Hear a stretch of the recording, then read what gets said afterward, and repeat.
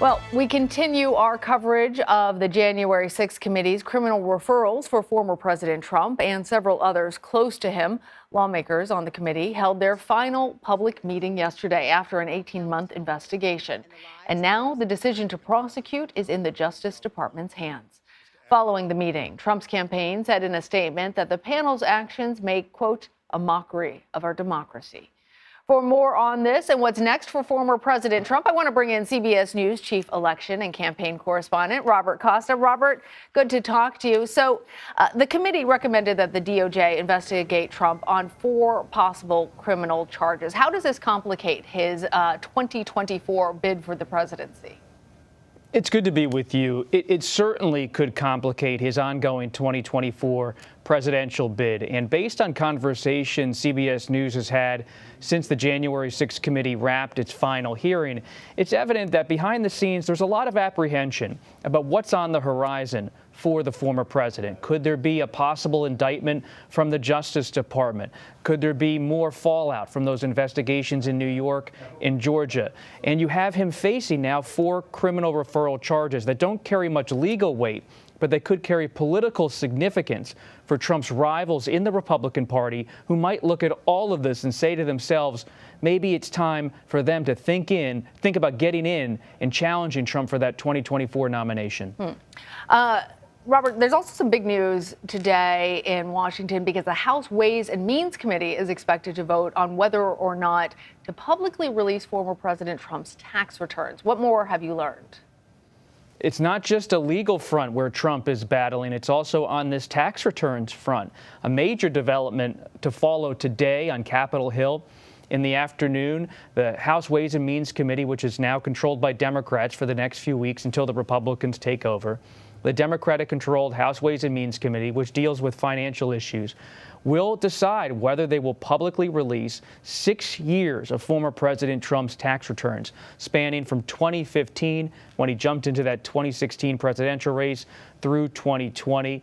This has long been an issue that has hovered over Trump, both as a candidate and as president.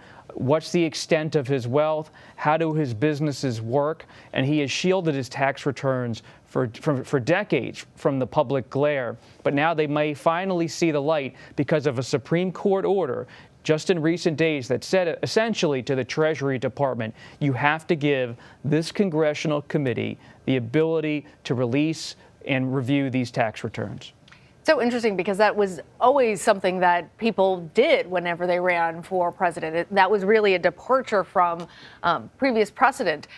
Robert, let's go back to politics and let's talk about Liz Cheney a little bit. Could we see a 2024 bid from her? It's certainly something that's on the radar.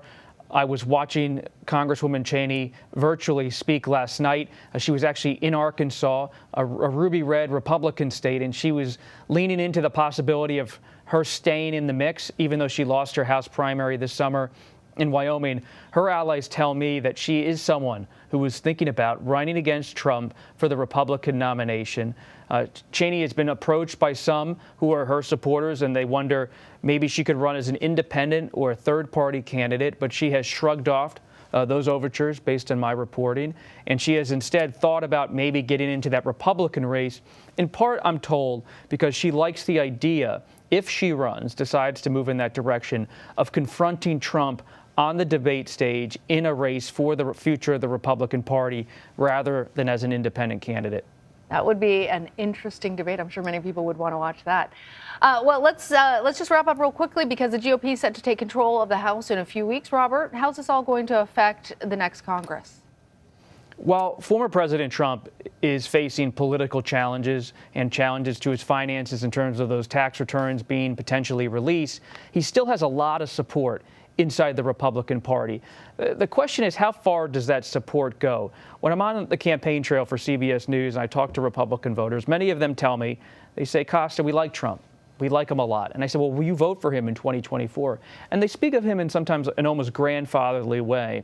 They see him as someone they really like, but it doesn't mean they're going to support him wholeheartedly politically for that Republican nomination. And that could create an opening But at the same time, a lot of people don't want to get into the arena with Trump because they risk having a public showdown with someone who is very well known in the past for using vitriol and invective to take on his political opponents. And Trump knows he still has support inside the House GOP, which will take over the majority in just a few weeks. Kevin McCarthy, the possible next Speaker of the House, remains a true Trump ally.